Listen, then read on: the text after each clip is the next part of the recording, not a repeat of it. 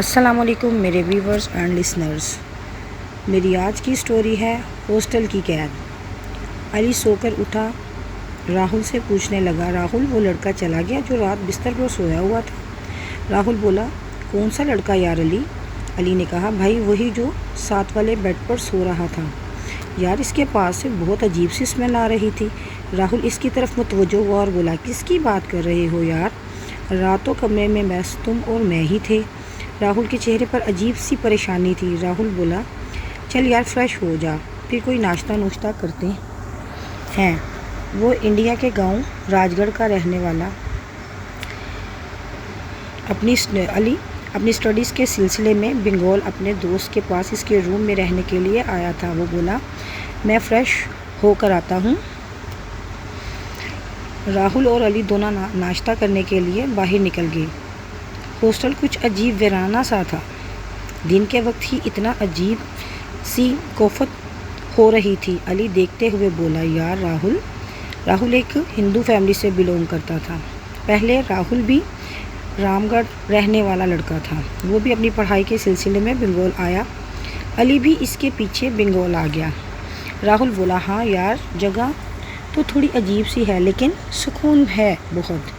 بنگال میں نا ہاسٹلز مہنگے بہت ہیں، یہ ذرا مناسب ریٹ پر مل گیا تھا مجھے۔ علی بولا، یار بوائز بھی کم ہی نظر آتے ہیں۔ اتنے میں راہل بولا، میں نائٹ شفٹ کرتا ہوں، کل تو بس میں تمہاری وجہ سے رک گیا تھا۔ رات کو ٹائم سے آ کر کمرے میں چلے جانا، دروازہ لاک کر کے سونا، یہاں پر سب لاک کر کے سوتے ہیں۔ علی بولا، یار میں اکیلا کیا کروں گا رات کو؟ اپنا پڑھنا اور اس کے بعد سو جانا۔ تجھے تو پتہ ہے میری ریڈیو کی جاب ہے، میں تو ساری ڈیوٹی پوری کر کے صبح کو ہی ہاسٹل آتا ہوں۔ خیر ناشتہ کر کے علی یونیورسٹی چلا گیا اور راہل آ کر اپنے روم میں سو گیا۔ جب علی یونیورسٹی سے واپس آیا تو راہل جانے کی تیاری میں تھا۔ علی کو راہل کچھ پریشان محسوس ہو رہا تھا۔ ابھی شام کے 6 نہیں بجے تھے کہ راہل جانے کے لیے ریڈی ہو گیا۔ علی نے کہا، یار تیری جاب تو رات 12 بجے سٹارٹ ہوتی ہے، تو ابھی سے جا رہا ہے؟ راہل کچھ گھبرایا سا تھا، بولا، نہیں میں اس وقت یہاں سے نکل جاتا ہوں۔ علی بولا، یار اب میں آیا ہوں نا، کچھ دیر بیٹھ میرے ساتھ باتیں کرتے ہیں۔ اتنے میں چھت سے دھڑام کی آواز آئی۔ راہل کے تو جیسے چہرے کا رنگ ہی اڑ گیا تھا۔ راہل بولا، نہیں یار مجھے جلدی ہے، تم کھانا کھا کر سو جانا، اور ہاں کنڈی لگانا مت بھولنا، لائٹ آف بالکل مت کرنا۔ خیر وہ اٹھا اور چلا گیا۔ رات 10:30 کا ٹائم تھا کہ پورے ہاسٹل کی لائٹس آن ہو گئی۔ مجھے بڑی حیرانی ہوئی، علی کو بہت حیرانی ہوئی۔ میری کھڑکی کھلی تھی، تمام کھڑکیوں میں سے لائٹ نظر آ رہی تھی۔ میں نے عشاء کی نماز پڑھی، اللہ کا شکر ہے شروع سے ہی صلاۃ کا پابند تھا۔ بستر پر لیٹ گیا تو لائٹ سیدھا آنکھوں میں پڑ رہی تھی۔ میں اٹھا اور میں نے لائٹ بند کر دی۔ رات کے 3 بج چکے تھے۔ میری آنکھ کھلی، میں نے دیکھا کہ سامنے بیڈ پر راہل لیٹا ہوا ہے۔ مجھے لگا شاید میں کنڈی لگانا بھول گیا ہوں۔ راہل آ کے لیٹ گیا ہوگا۔ واش روم گیا، بہت عجیب سی اسمیل آ رہی تھی واش روم سے بھی، اور آ کر میں پھر بیڈ پر لیٹ گیا۔ اب مجھے راہل سے بھی وہی اسمیل آ رہی تھی۔ میں سو گیا۔ فجر کی اذان کا الارم بجا۔ علی نماز کے لیے اٹھا۔ علی نے دیکھا کہ راہل کمرے میں نہیں ہے۔ علی بہت پریشان ہوا، پھر سوچنے لگا کہ شاید کہیں باہر نکل گیا ہوگا۔ جب وضو کر کے دروازے کی طرف دھیان پڑا تو دیکھتا ہے کہ کنڈی اندر سے لگی ہوئی ہے۔ علی کی تو جیسے جان ہی نکل گئی۔ خیر علی نے جائے نماز بچھائی، فجر کی نماز ادا کی اور کتاب لے کر بیٹھ گیا۔ 6:30 کا ٹائم تھا کہ دروازہ نوک ہوا۔ علی بولا، کون؟ راہل بولا، میں ہوں راہل، دروازہ کھول لو۔ میں دروازہ کھولا اور راہل سے پوچھا، تم رات کو آئے تھے؟ وہ بولا، نہیں میں تو کل کا گیا، ابھی آیا ہوں۔ علی یونیورسٹی چلا گیا۔ جب واپس آیا راہل ابھی سو رہا تھا۔ علی نے دیکھا روم میں جا کے بہت جانے لگے ہوئے تھے۔ وہ عجیب سے پیلے رنگ کی روشنی تھی۔ علی بازار گیا، وہاں سے ایک LED بلب لایا، روم میں لا کے بلب چینج کیا، سارے جالے صاف کیے، جائے نماز اور قرآن پاک ایک سائڈ پر رکھا۔ جیسے ہی علی نے قرآن پاک دیوار پہ لگے کارنر پر رکھا، یوں لگا جیسے ہاسٹل کی دیواریں ہلنا شروع ہو گئی ہیں، زوردار زلزلہ آ گیا ہے۔ علی نے فٹافٹ قرآن پاک اپنے سینے سے لگایا۔ تھوڑی دیر بعد سب کچھ نارمل ہو گیا۔ اتنے میں راہل کے تو جیسے حواس ہی گم ہو گئے۔ بولا کیا ہوا تھا ابھی علی؟ بولا مجھے لگتا ہے بھوچال آیا تھا۔ راہل اٹھا اور جلدی سے ہاسٹل سے باہر چلا گیا۔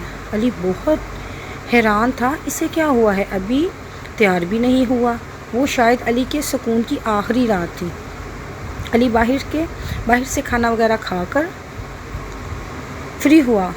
10 بجے علی ہاسٹل میں آیا۔ ہاسٹل کی ساری لائٹس بند تھیں۔ علی بہت حیران تھا۔ جیسے ہی 10:30 ہوئے ہاسٹل کی ساری لائٹیں جل گئیں۔ علی کمرے میں گیا، کتاب کھولی اور پڑھنے لگا۔ کچھ دیر بعد علی خود کو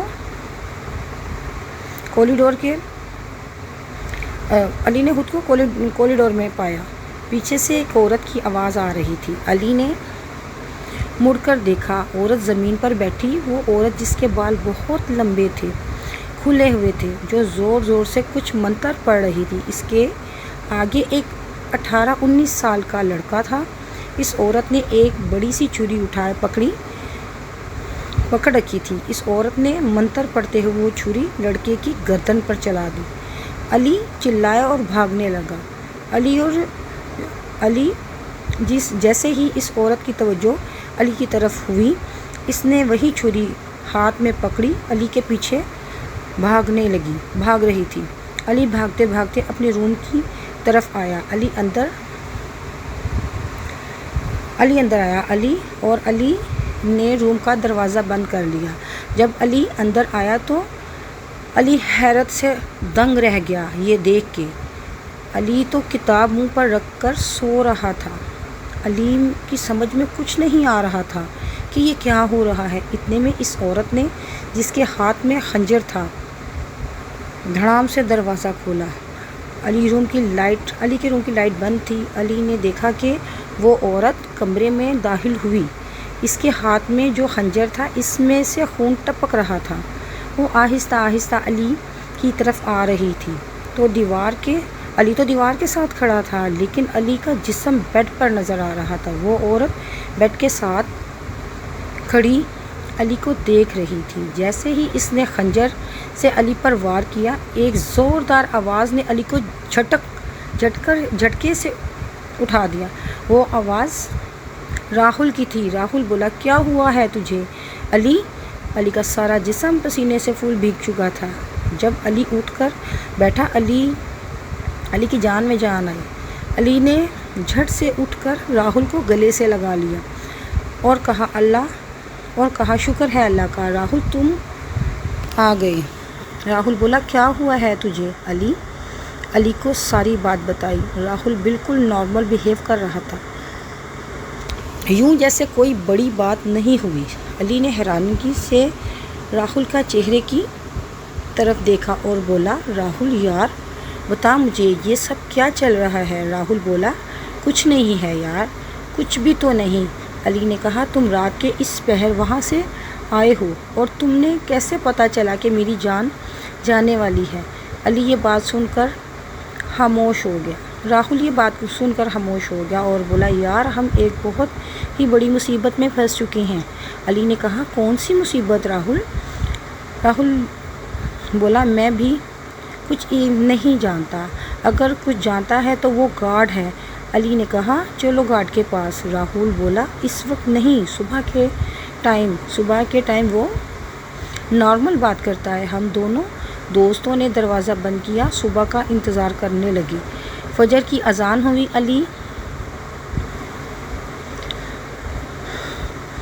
علی کو یاد آیا میں نے تو عشاء بھی نہیں پڑھی تھی۔ نماز پڑھنے کے بعد راہل دونوں گارڈ کے پاس پہنچے۔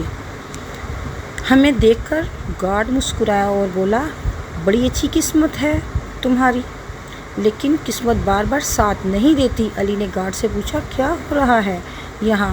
میں تمہاری پولیس میں کمپلین کر دوں گا۔ راہل بولا پلیز بھائی ہماری اس مصیبت سے جان چھڑوائیں۔ گارڈ ایک بھیانک شکل انسان تھا۔ وہ بولا تمہاری جان تو اب تمہارے بھگوان ہی چھڑوائیں گے۔ علی نے بہت اصرار کیا۔ اس نے بتایا یہ ہاسٹل پہلے چھوٹے لڑکوں کا تھا۔ یہاں کی جو وارڈن تھی اس کا ایک 18 سال کا لڑکا تھا جو کہ روڈ ایکسیڈنٹ میں مر گیا۔ وہ اس کا ایک ہی بیٹا تھا۔ اس نے ایک کالے جادو کرنے والی عورت کو بلایا اور بولا مجھے میرا بیٹا زندہ چاہیے۔ جادوگر عورت نے بولا اگر تم اپنا بیٹا زندہ چاہتی ہو تو ایک 18 سال کے لڑکے کی بلی دینی ہوگی۔ وارڈن نے حامی بھر لی۔ ہاسٹل کے ایک 18 سال کے لڑکے کو کھانے میں بے ہوشی کی دوا دی۔ جب وہ بے ہوش ہو گیا وہ جادوگر عورت آئی اور اس کی بلی دینے لگی۔ جیسے ہی بلی دینے کے لیے خنجر اٹھایا وارڈن نے اس کو آواز دی رک جاؤ، مجھے بلی نہیں دینی، یہ بھی تو کسی ماں کا بچہ ہے۔ لیکن جادوگرنی تھی، وہ بولی اب تو بلی ہو کر رہے گی۔ دونوں عورتوں میں ہاتھا پائی ہوئی۔ جادوگرنی عورت نے وارڈن کو بھی قتل کر دیا اور لڑکے کو بھی بلی دے دی۔ اب اس لڑکے کی بدروح اس ہاسٹل میں قید ہے۔ اس لڑکے کی لاش کئی دنوں تک اس کمرے میں سڑتی رہی۔ ہر طرف بدبو پھیلنے کی وجہ سے پتہ چلا کہ ان دونوں کا قتل ہو چکا ہے۔ آج اموسیہ کی رات ہے، بلی دینے والی رات۔ آج رات ان کی طاقتیں دگنی ہو جاتی ہیں۔ شام ہونے سے پہلے تم اس ہاسٹل سے نکل جاؤ، اس صورت تمہاری جان بچ سکتی ہے۔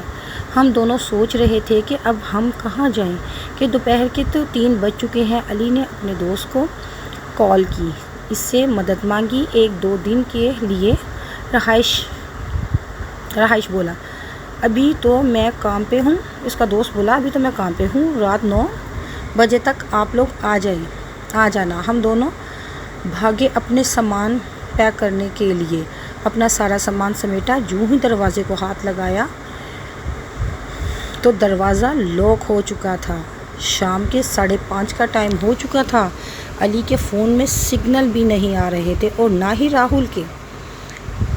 اسی دوران بہت کوشش کی کہ دروازہ توڑ دی جائے، لیکن یوں تھا جس طرح دروازہ کسی پہاڑ کے آگے، کوئی پہاڑ دروازے کے سامنے ہے جو ہلنے کا نام نہیں لے رہا۔ حالانکہ دروازہ تو بالکل ہلکا نازک سا تھا۔ 6 بجنے میں صرف 10 منٹ ہی رہ گئے تھے کہ گارڈ بھاگتا ہوا ہمارے روم کی طرف آیا اور بولا یار ابھی بھی تم گئے نہیں یہاں سے۔ علی نے آواز دی کہ دروازہ لاک ہو چکا ہے۔ گارڈ بولا اللہ کا نام لو، دھکو باہر کو، نکلو اپنی جان بچاؤ۔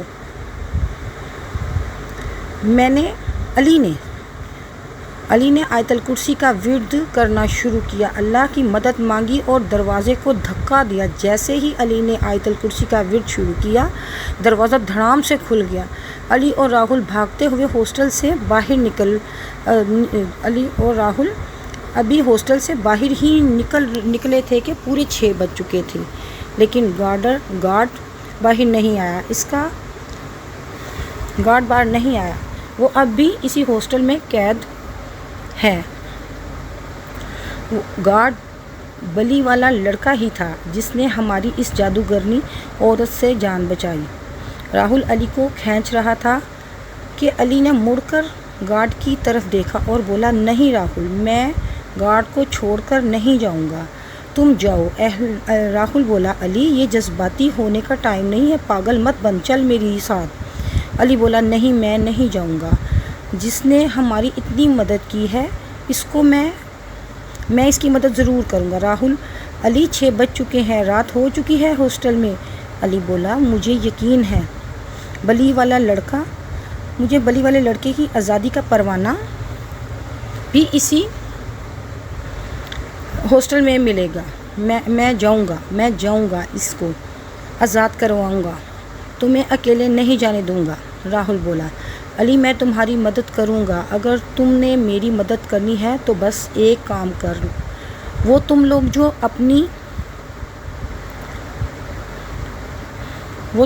اپنی آگ جلاتے ہو نا، بس وہ جلا لو اور ہاسٹل کے دروازے کے آگے علی کا انتظار کر۔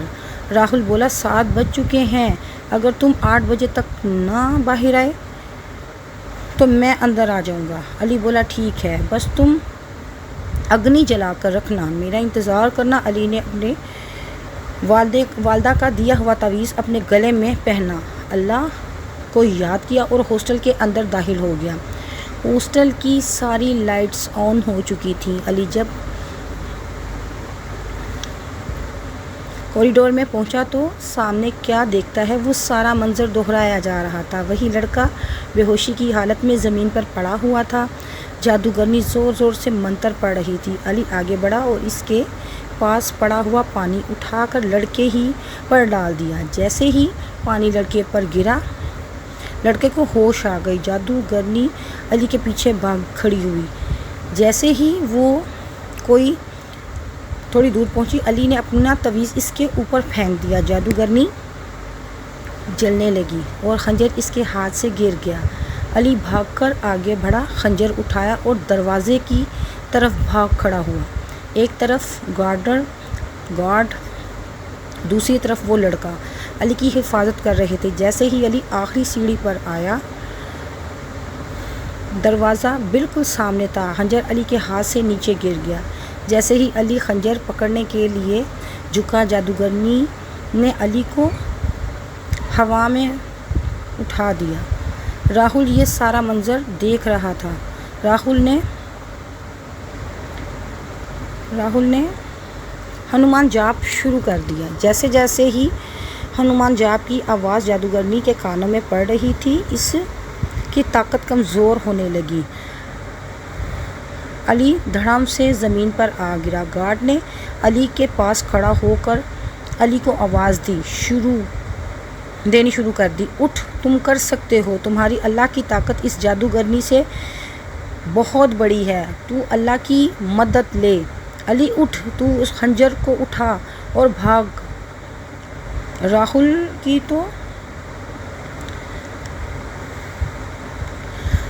راہل نے تپتی آنکھ میں جیسے ہی خنجر کو تپتی آنکھ میں پھینکا، جادوگرنی جل کر خاک ہو گئی۔ وہ جو بلی والا لڑکا تھا وہ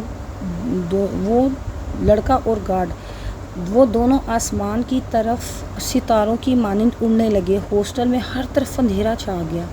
وہ ایک بھیانک منظر کی صورت میں نظر آنے لگا۔ علی اور راہل دونوں ایک دوسرے کے گلے لگے، اللہ کا شکر ادا کیا، اپنے بیگ کندھوں پر اٹھائے، اگلے ہاسٹل کی طرف چل دیے۔ السلام علیکم اینڈ اللہ حافظ۔